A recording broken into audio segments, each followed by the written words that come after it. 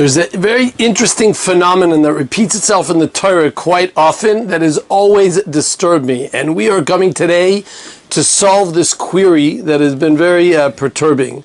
And that is that when you go through many of the parshias that are in front of us now, you will find over and over again the reference to the fact of external beauty.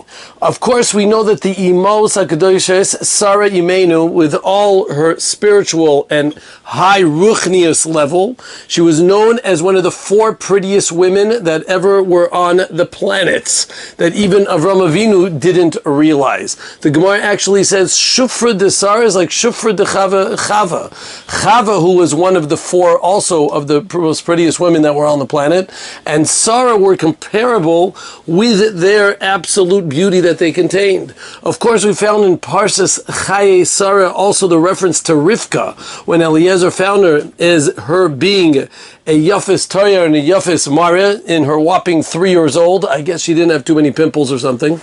And we also find by Rachel in Parshas Vayetze, in the parsha in front of us now in this time period, also that Rachel Yimenu is also referred to as a Yafet Torah and a Yafet Mara, a very pretty and nice, beautiful woman. Of course, her child Yosef Atzadik is also referred to with the same description in Parshas Vayeshev of also being a Yafet Torah and Yafes Mara. So we see this incredible idea that external beauty seems to play a place even in massive tzaddikim and tzaddikot. We find the Gemara in Baba Basra Nun Ches says, Shufrei de Yaakov Avinu mein, Shufrei de Adam Arishon. Just like we said, Sarah was compared to Chava, Yaakov was compared to Adam Arishon in his absolute beauty. And this only says Darsheni, because when we're speaking about tzidkus, we usually understand that we're referring to high spiritual levels. And why do we give a hoot and a nanny about how good looking they are? I don't think they're going to be performing in the next cinema movie. So why does it bother us? That's A. B, we find another interesting phenomenon in Parshas Vayetze and Chavtes, that we know Vayagel es ha'even me'al pia be'er. As we know, Yaakov Avinu came and there was a massive rock which took a number of people to take off, and he came like one of the Harlem Globetrotters, spinned it on his finger, the ball on the thing with it, he chucked it over, flew around, put it back, and had absolutely incredible koach. And Rashi brings the Bereishis Rab in Parsha Ayin that says from here, Shekoichoi Gadol, we see the incredible strength of Yaakov Avinu. Even though that should ask everyone should ask such a question. Sanhedrin, the Gemara says in Daf Chavav, that we know that the koach of Torah is mateshet koach shel Adam. We always know that the Talmidei Chachamim are known as being a little bit weaker. They're even referred to sometimes as cholim, as being not always in top health, because the Torah weakens a person because he's so busy being shakua, involved in his learning. And at the same time, on the contrast, we find Yaakov Avinu was incredibly strong. We find David HaMelech, of course, the great David HaMelech in Shmuel Aleph, is referred to a number of times as killing Goliath, the lion. He killed a bear in the earlier time period. Someone in his army, Binyahu ben Yoyada, who was not as famous, was a very big tzaddik, and he was known as a Gibor Chayil in Shmuel Bet and Perkav Gimel. I don't have to speak to you, of course, about Shimshon. That one we all know. And just remember that Shimshon, yes, he was also a big tzaddik. He was a shofet. He had a long beard besides his long hair. And you should know he was a big tzaddik also, as the Gemara refers to him. And still we know his Herculean, incredible, and miraculous strength, which all these people seem to have. And the question is, for us, what is the purpose of having so much beauty and so much strength? It almost sounds like a book of mythology, of Greek mythology. What's the whole purpose of this whole thing? A whopper question, no? It's a very good question. Let's continue. Moshe Rabbeinu, of course, we know, as the Gemara says in Bechoros Mem Daled, was 10 amas tall. He was humongous. Moshe Rabbeinu, the tzaddikim. I would have thought maybe you should be a little shorter, like many of the Gedolim were not necessarily very tall. And not only that, we know the Gemara in the Nedarim Lamed Ches tells us that he put up and put down the Mishkan single-handedly. We're talking about humongous beams, which would have required cranes in our time to be able to carry them. And Moshe Rabbeinu himself was able to swing them around and do what was necessary. Shaul HaMelech also, in Shmuel Aleph, a big tzaddik. Shaul HaMelech, some people don't realize what a big tzaddik he was. It says he was also Gavoa Mikol Ha'am Mishichmo Lamala. He was the tallest amongst the whole entire nation. Ad Kedei Kach, that when David HaMelech tried to put on his armor to fight Goliath, and even though David Melech he was already 28, he wasn't a youngster, it said he was dripping inside the clothes. It was much bigger than him. He couldn't fit himself at all or even close to the clothes, as the Gemara says in Yevamos Andaf Ayin Vav. So we see from here an interesting phenomenon of greatness that comes not only in the spiritual worlds, but apparently in the physical. And what's the pshat? How can that be? It doesn't seem that in our day and age it is consistent. Maybe with some people, I'm not trying to speak about anyone, but more or less we don't see any connection. Says Rav Schwab, and now I am going to expand on the words of Rav Schwab. He speaks very bekitzer in one paragraph to answer this question. So let me just be marchiv, extend it with the Dat Tfunot and the Derech Hashem, the great words of the Ramchal, that say an incredible yesod, an important idea, which is a basis of Judaism, and that is, of course, we know that we are made of what we call a guf and a neshama, a physical body and a spirit. Of course, we know we have these two facets. But the question is, why do we need to have the two interconnected? This thing that we say, asher yatzar umafli la'asot, in every bracha, we always say the mafli, the pella, the wondrous thing about us is that your body and your spirit are connected. They have a connection, a relationship with each other. How do they connect to each other? You want to have a battle? You want to have free choice? Okay, so have something that's the Yitzhar Hara, Yitzhar Tov, like they have in the movies. You have the little Cupid over here, and you have the little guy with the devil things on the side, and the two guys are fighting each other on top of you in your head, and that's what it is. Who says that the body has to be completely sustained by the neshama? They have to be interconnected one to the other, which we say is a pella. It's mafli lasot. That's what we mean when we say the words asher yatzar. We speak about this incredible idea that something spiritual is contained inside of something physical, the neshama inside of the guf, the spirit inside of the body. So this wondrous idea, what's the reason? Why does the guf require it so badly? So the answer is because the neshama is here on a mission. He is Mr. Perfect, but he's not here to make himself perfect. He's here to make your physical body perfect. When you make those right decisions, when you do the things you're supposed to be doing, then the neshama encompasses itself and it goes and clings on to the guf, and it actually is mezakechoto. It purifies it. It takes the guf, which is really physical, what we call gas, thick, and a little bit, very dense, and it goes ahead and it purifies it in the most purification type of way. It slowly but surely does it. Now let's be honest, I understand with all of us that we are simpletons, we try our best, but our body still has a lot of charge. It is still very much, chas v'shalom, not completely in control, but it does tell us what to do.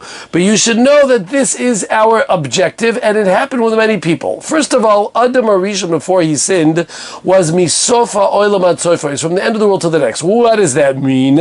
That means that his physical body was spiritual. His physical body of Adam Arishon is what our neshama, our spirit, is around right now. You follow?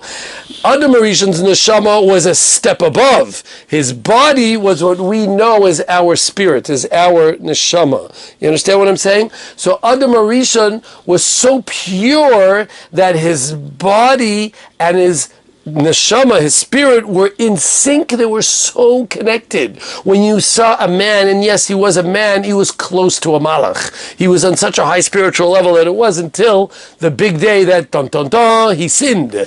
And when he sinned, that body became very gas, very thick, very corroded. It became blackened, and now it's much harder to be able to penetrate that body, to be able to witness the neshama, to be able to see the spirit that lies behind the person. Of course, it's there, and we all have it, and we know we do, because here we are alive. When a person dies, the body looks the same, but the spirit is dissipated. That's what gives a person his chiyus. Says the Ramchal, of course, there were a number of people that reached this level. Moshe Rabbeinu had a keren or panav. He had a beaconing of light that was shooting through his face, and he had to put on a mask, even though it wasn't corona, in order to be able to prevent people from seeing his neshama.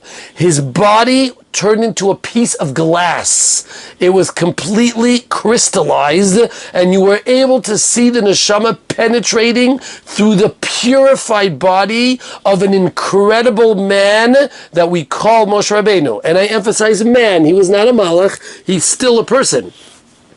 But he was able to take the body, which is the purpose of all of creation, and purify it to a perfect scenario. Of course, we know Pinchas, Eliyahu, Chanoch, Eliyahu, and Pinchas never died because they reached also a status of purifying their body. The Gemara says about Yaakov Avinu also lomet. Different interpretations what it means that he did not die, but the idea behind it is similar to what we're saying now, and that is that he reached a status of the fact that his body was in such perfection that his spirit was totally in control. And therefore his body was so purified that that's where it is.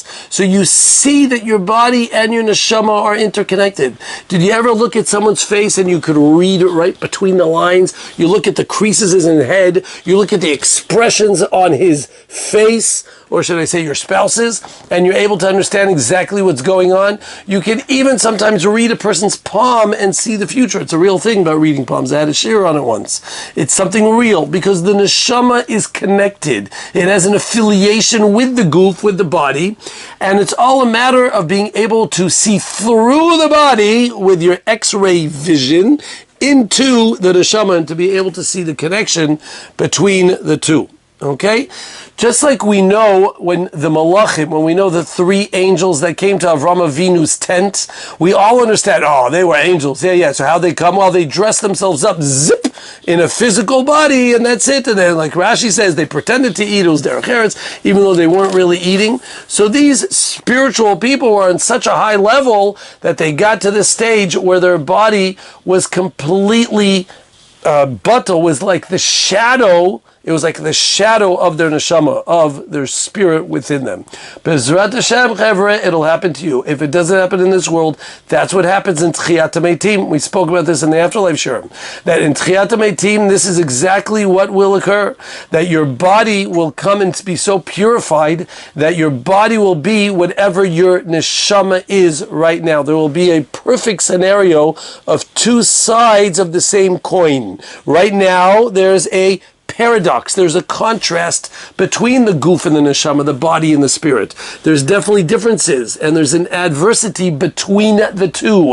But don't worry, in Tchiyas HaMeitim, they're going to work together, and this is what our tzaddikim were able to do. You understand what I'm getting at? You see what's happening over here? When we're speaking about such spiritual people, the physical body becomes just a reflection of the neshama.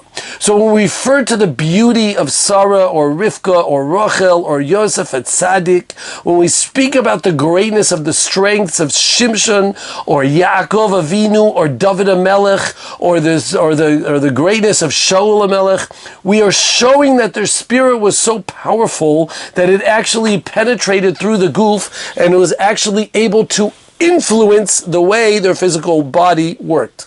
Yes, in this day and age it doesn't happen. Yes, the Gemara says that when a person learns he becomes weak. Because by us, they don't mistader together. They don't work out together. The body and the spirit in our day and age are not working out together. If you get there, don't worry, it's going to work by you also. But we're not holding there. So therefore, for us, yes, learning makes us a little bit weaker. It takes us out of the boxing ring. It puts us in a place where Amnat is there. Reish Lakish was not able to be the bandit that he was before. He became weaker. And it's okay. That's where we are. And that's where we're holding. But at least we can now get an understanding understanding, a conception of what type of people we are discussing. That their body and their soul were so interconnected that the beauty was beaconing through their skin. Incredible type of idea. With this, I'm going to answer and finish with one more idea, which again should be bothering all of us on a consistent basis when we reaches the parshas. This is a very important shir because it has the fundamentals of Judaism and everything I'm saying. Also in Parshas Vayetze, we are introduced to an idea that Yaakov Avinu sees Rachel, Vayeshek Yaakov leRachel. He goes ahead and gives her a kiss. We spoke about in the previous shir, we gave a shir just previous, about the power of a kiss, and that there was a lot of meaning behind such a kiss, and when someone gives a kiss, there's a lot of koach and shefa and influence that comes down, that there was a lot of meaning behind it, as the Mefarshim say over here. Ad Kedei Kach, yes, the Midrash says that people are wondering, how could Yaakov do such a thing? But we find this phenomenon over and over again. Things that are illegal for us to do, things that we can't do, and we find greats sometimes, yes, doing it. Yaakov Avinu gives a kiss to Rachel before he's married to her. As we know, later on, the same Yaakov Avinu says an expression which even Rashi says, wow, what does he mean by that? He says, Hava et ishti, bring me my wife, after he finished working for her. Ki malu yamai, because my days I've worked, ve'avo aleya, and I shall come and we will be together, so I could have relations with her. Excuse me? What exactly are you saying? So how could he do such a thing? You know who answers this question? No other than the Zohar HaKadosh. The Zohar answers in Parshas Chayesara. When Avram Avinu tells Eliezer, put your hand underneath my thigh to make a oath, Simna Yadcha Tachat Yerechi. The Zohar itself, Reb Shimon Bar Yochai asks, how could he do such a thing that brings Lidei? Hirhur, it's dangerous, that's illegal. And he answers, Tiritz delate inan bar inish, we are not speaking about human beings. We're speaking about human beings, but ones who are on a different level of a malach. And therefore, they don't require gdarim and siyagim. This is the Zohar, al pisod. He says this yisod, that they are on such a level that they have no tzad of timtum within them. I will tell you what he means. Just now we finished saying how pure their bodies were, that their neshama and body were in the same place, A. But B, you have to realize what they did in action, which was a mitzvah that we enjoy, or a mitzvah that we might not enjoy, for them it was all in the same boats. When they ate or drink or had relations with their spouse, it was no difference than when they put on tefillin or they were davening ne'ilah on Yom Kippur. It was all in the same boat. They were shaking a lulav and a shofar, and at the same time they were busy enjoying their Friday night meal. It was all the same thing. There was no ta'avot of individuals there, because they all saw the same thing as a cheftzeh shel mitzvah, as an action that is davuk to Hashem. You understand? The Rambam writes in more Nevuchim in Chela Gimel, when he speaks about the Avot HaKadoshim, he says they were uboy tidbak, they were so connected to HaKadosh Baruch Hu, every action they did was in his mind, they were always there with Hashem. He says, Kol doidi doifek pischili. When he says that we are always libi ani yashein of a libi air, no matter where they were, even sleeping, the libi air, they were always connected, they were always up there, always having that affiliation. That's why we say Elokei Avram, Elokei Yitzchak, Elokei Avram. We say the word Elokei on each one, because they were an extension almost of Kebiyachol HaKadosh Baruch Hu. They're one of the legs of the Kisei HaKavod. Everything they did was a Kadosh Baruch Hu did. So when we all understand, when Yaakov Avinu said, you should bring me my wife, Ve'avo Aleya, so I can have relations, we all know what Rashi told us. I don't even need Rashi to tell us that. It means that I have to have 12 Shvatim. This is the woman who's going to have the future Shvatim. That's why he gave her the previous kiss, because he saw the Shechina Kedosha sitting and resting aside this incredible woman. He saw the woman that's going to be standing on the petach of Eretz Yisrael and going to be crying for her children, and she's going to be the reason why we're going to come back from the exile, from the thing. He saw, and that's why he cried. That's why he cried at the time when he saw her.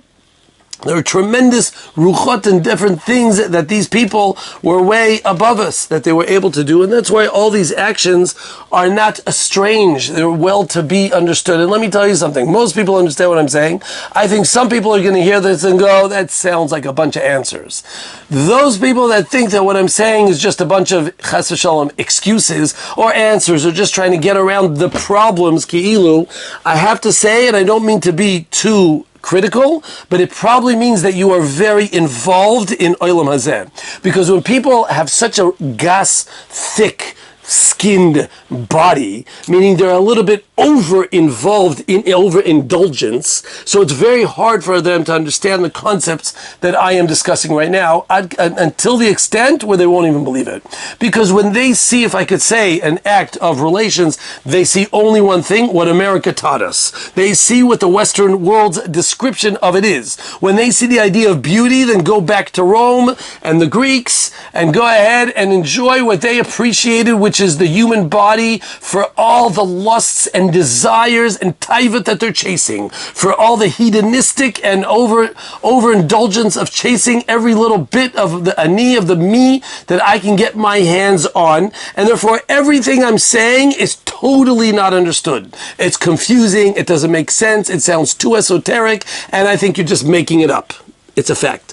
Work on yourself a little bit, change the differences, and suddenly you'll see that there's a lot of emet to what we are saying right now. Because there are people, even in our day and age, haven't reached these levels. No one's in this age, obviously, but have gotten to the stage of so purification that they have gone above the level of the body. They purify the body so well that they're able to go ahead and connect to everything that I'm saying now. Even the Gemara brings. The Gemara brings a couple accounts of such a thing, of Amoraim that were holding on such a level.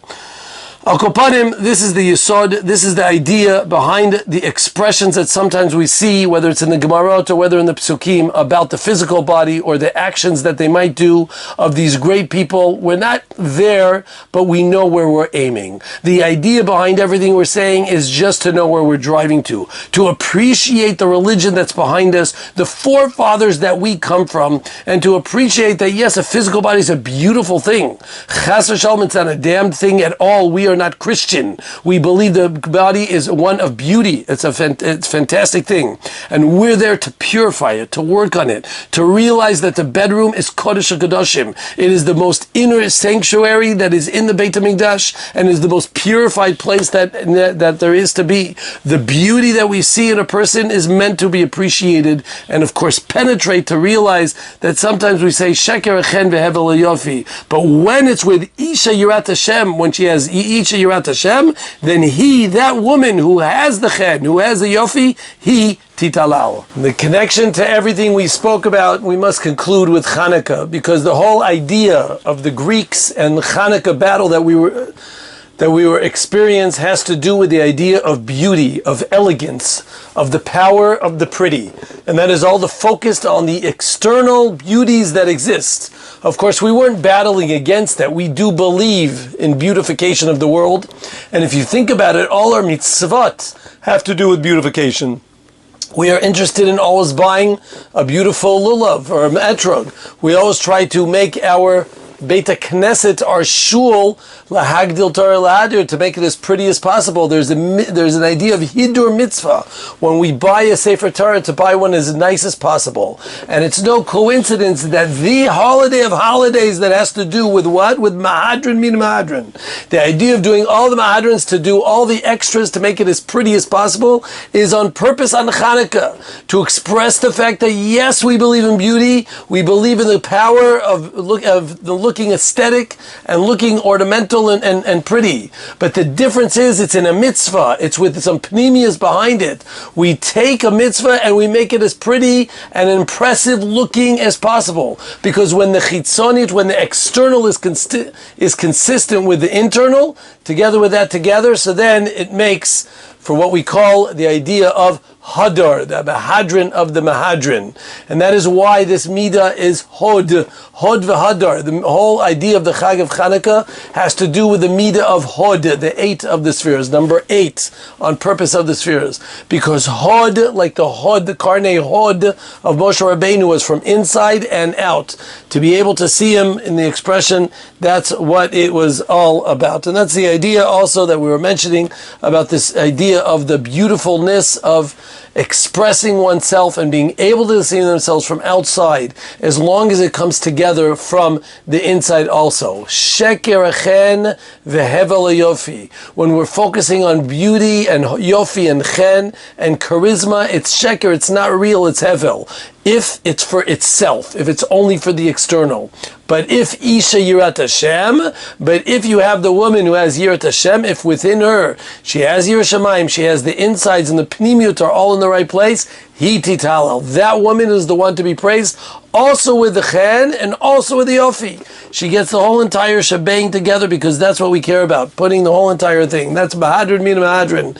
And that is the battle that we have on Hanukkah. The fight for being able to understand that the external world is a means. It's not here just for itself, but it's there because of the pnimius that lies behind it, because of the neshama that lies behind the goof. And when they work together as one bond, when they work together as a pair, there's nothing better. We have accomplished our purpose. We have reached the goal. We've gone to the finish line. And then the Chashmonaim are able to overcome and succeed. You should have a Shabbat Shalom.